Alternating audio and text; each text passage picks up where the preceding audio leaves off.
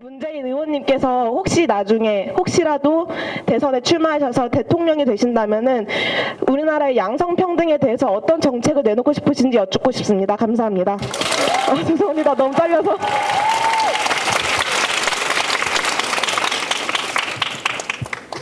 예, 제 딸이 저에게 이제 전화를 해서 정말 여자로 태어난 게 이렇게 쪽팔리는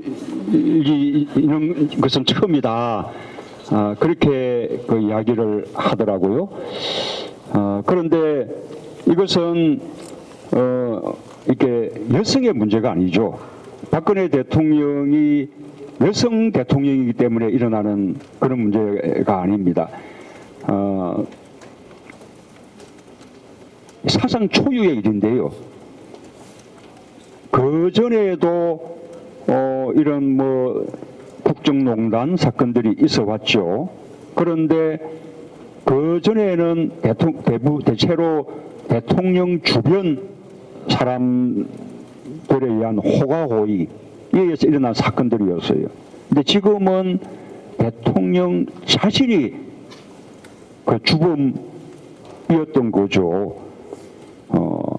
이게 어떤 분들은 대한민국 헌법이 제왕적 대통령제 이렇게 하고 있어서 그 폐단이다라고 말하는 분도 있습니다. 그런데 물론 우리 헌법 고쳐야 될 제목이 많긴 하지만 헌법이 무슨 죄가 있습니까? 헌법은 대한민국 민주공화국이라고 그렇게 딱 규정하고 있고요. 제왕적 대통령제 규정하고 있지 않거든요.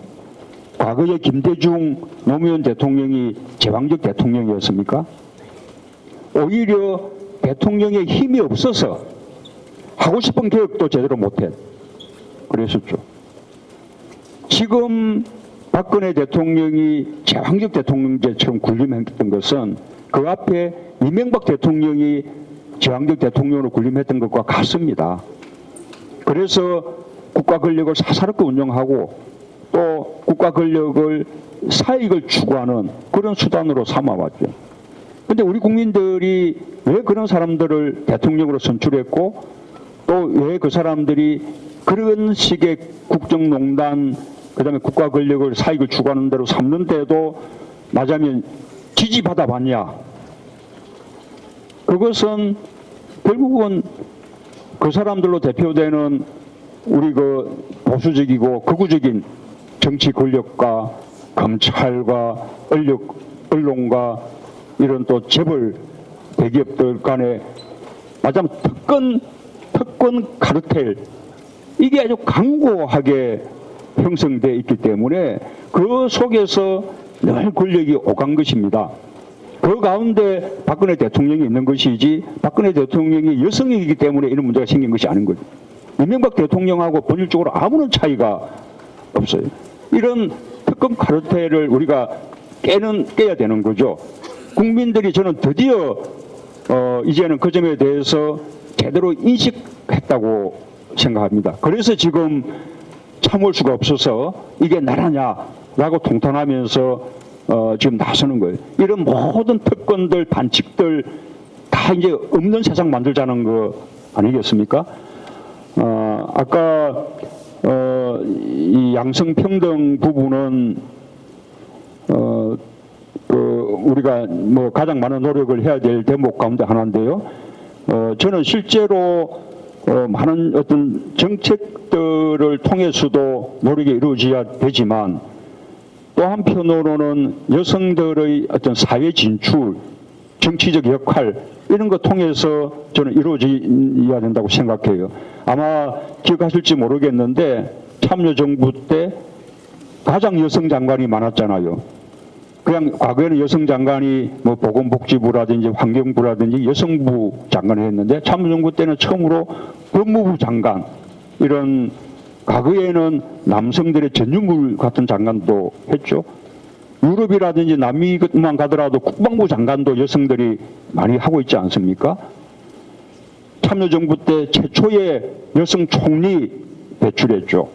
또 참여정부 때 최초의 여성 헌법재판관 배출했죠. 참여정부 때 최초의 여성 대법관 또 두 분 배출했죠. 아마 그 당시에 한나라당의 반대가 없었으면 최초의 헌법재판소장 또 아마 여성이 됐을 겁니다.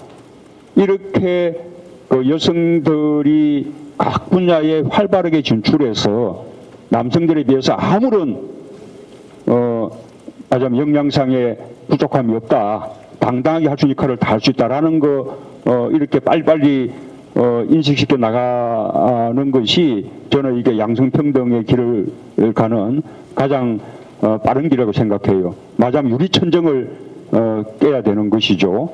예, 그런 노력을 기울이겠습니다.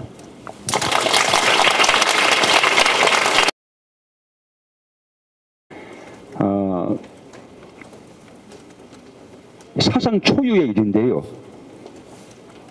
그 전에도 이런 뭐 국정농단 사건들이 있어 왔죠.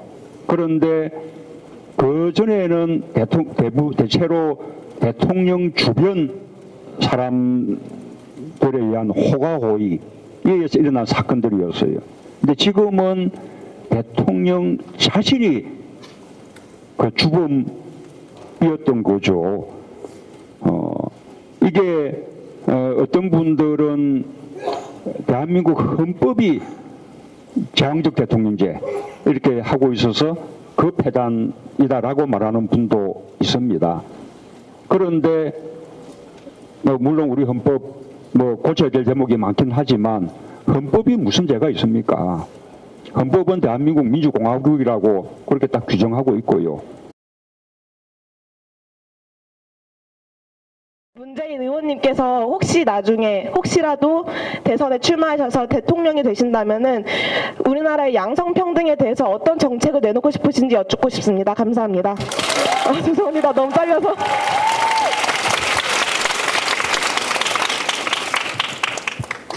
예, 제 딸이 저에게 이제 전화를 해서 정말 여자로 태어난 게 이렇게 쪽팔리는 것은 처음이다. 그렇게 그 이야기를 하더라고요. 그런데 이것은 이렇게 여성의 문제가 아니죠. 박근혜 대통령이 여성 대통령이기 때문에 일어나는 그런 문제가 아닙니다. 수적이고 극우적인 정치 권력과 검찰과 언론과 이런 또 재벌 대기업들 간에 말하자면 특권 카르텔 이게 아주 강고하게 형성되어 있기 때문에 그 속에서 늘 권력이 오간 것입니다. 그 가운데 박근혜 대통령이 있는 것이지 박근혜 대통령이 여성이기 때문에 이런 문제가 생긴 것이 아닌 거죠. 이명박 대통령하고 본질적으로 아무런 차이가 없어요. 이런 특권 카르텔을 우리가 깨야 되는 거죠. 국민들이 저는 드디어 이제는 그 점에 대해서 제대로 인식했다고 생각합니다. 그래서 지금 참을 수가 없어서 이게 나라냐라고 통탄하면서 지금 나서는 거예요. 이런 모든 특권들, 반칙들 다 이제 없는 세상 만들자는 거 아니겠습니까? 아까 이 제왕적 대통령제 규정하고 있지 않거든요. 과거에 김대중 노무현 대통령이 제왕적 대통령이었습니까? 오히려 대통령의 힘이 없어서 하고 싶은 개혁도 제대로 못해. 그랬었죠. 지금 박근혜 대통령이 제왕적 대통령제처럼 군림했던 것은 그 앞에 이명박 대통령이 제왕적 대통령으로 군림했던 것과 같습니다. 그래서 국가 권력을 사사롭게 운영하고 또 국가 권력을 사익을 추구하는 그런 수단으로 삼아왔죠. 그런데 우리 국민들이 왜 그런 사람들을 대통령으로 선출했고 또 왜 그 사람들이 그런 식의 국정농단 그다음에 국가 권력을 사익을 추구하는 대로 삼는데도 맞으면 지지받아 봤냐? 그것은 결국은 그 사람들로 대표되는 우리 그 양성평등 부분은 우리가 뭐 가장 많은 노력을 해야 될 대목 가운데 하나인데요. 저는 실제로 많은 어떤 정책들을 통해서도 노력이 이루어져야 되지만 또 한편으로는 여성들의 어떤 사회 진출, 정치적 역할 이런 것 통해서 저는 이루어져야 된다고 생각해요.